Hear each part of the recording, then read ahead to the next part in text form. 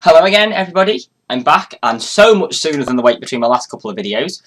Today I'm going to be back with a review. Now I've not actually done one for a month now, I was hoping to do a couple of months and I've got a good few to catch up on. I've got a couple of books I want to talk about, but today we're going to talk about The Bees by Laline Paull. So this is one I've talked about a few times on my channel, I raved about it quite a lot in my January wrap up and I'm looking forward to talking about some of the concepts and issues involved quite a lot more.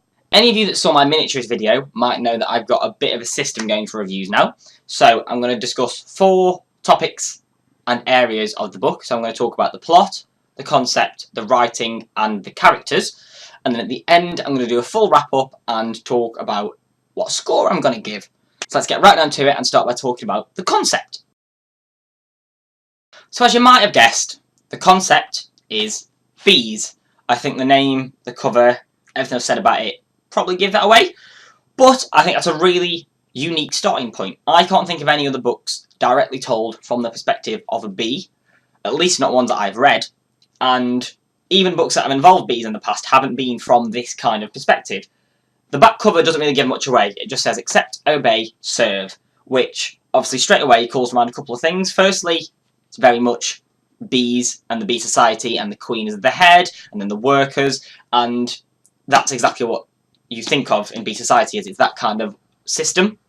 The other thing is, it sounds very, very, very totalitarian, it sounds very much like a dictatorship, and that's actually one of the things that becomes quite important in the novel, but I think it really sets out here some of the themes of the novel without actually giving too much away at all. So the concept is really interesting, really appealed me to pick it up. Does that translate to the plot? The answer is yes.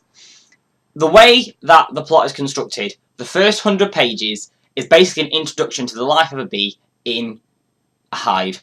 The first page is the bee, it's the main character, called Flora, being born into the hive as a sanitation worker, which is basically disposing of dead bees, cleaning up anything that should happen within the hive, and is basically the lowest of the low in the society.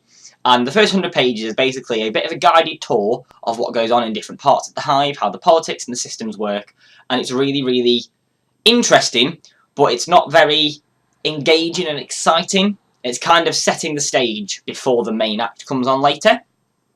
From about 90, 100 pages in, it really picks up and it really starts to gain a coherent and really intriguing plot. And I don't want to give too much away, but it's very much a concept of the worker bee, the sanitation bee at the very bottom of the ladder, really working against all the normal societal boundaries. It very much calls to mind a lot of kind of the young adult teen dystopian revolt fiction going on at the minute, and it is basically the main character Flora leading a bit of a revolt against this really rigid system and the really authoritarian rulers.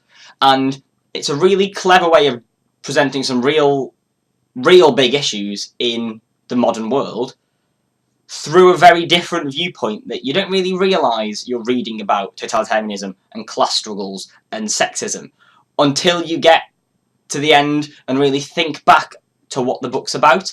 And I'll be honest, I was a lot more interested in the revolution in here than I ever was in revolution in things like the Hunger Games or the Divergent books, because it's just a much more interesting and unique concept, I find, and I think the plot really delivers on what the concept promises.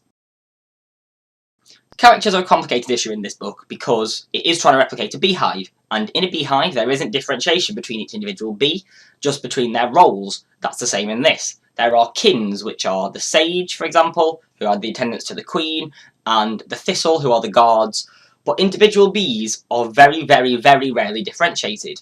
There's in fact only a couple of cases, including the main character, where it is explicitly given a certain name to a bee, and half of the cases at least are to male bees, which is where it's a little bit different. They are given much more of an identity, and that calls to mind a whole sexist issue which is dealt with quite a lot in the book, and obviously is quite a significant thing in bees, that males have a much more significant role beside the mother and the queen.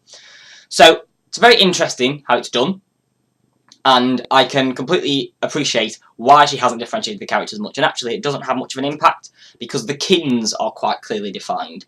The sage are very regal and powerful and serene, and the thistles are quite burly.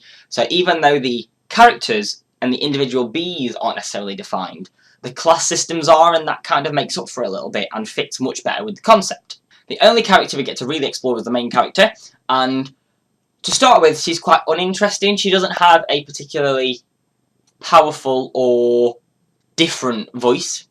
It's just that her role is special rather than her to a large extent. She does get a lot more interesting throughout the book, and especially in the last half, she's a really well-formed character that's really quite strong and opinionated and comes into her own a lot more. But I think beyond the differentiation between the kins, it's not about characters as such in this, it's about the issues and the plot, and I don't mind that. I think that the characters aren't that well defined, but they don't need to be, and that's about all I have to say about characters. So the last thing then is the writing style, and I actually love it in this. I think the way that the author has constructed the book is clever, and I think the language used is perfectly poetic. It's quite simple in a lot of places, but it works so well in the circumstances and in the context. And when there is that beautiful poetic aspect, when the bees are flying, when they're describing flowers, it is lovely and it really, really works, not just as an enjoyable read, but as kind of a plot point in itself. The other thing which I really like about the writing is how she's incorporated bee behaviour into the general storyline.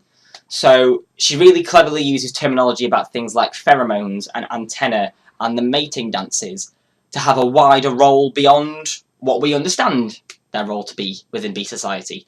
So it is much more significant in the book and how it affects the plot and how it's described, and it's lovely that she's been able to adapt the behaviour we understand about bees to really, really construct a really good writing style and plot from it. So overall, I am actually a really, really, really big fan of this book. It's lived up to all the promises that the concept has, and it's really, really, really taken the concept seriously. It's really gone to town with it and made the most of it, and really made it work as much as possible for the book. I think the author's done an incredible job.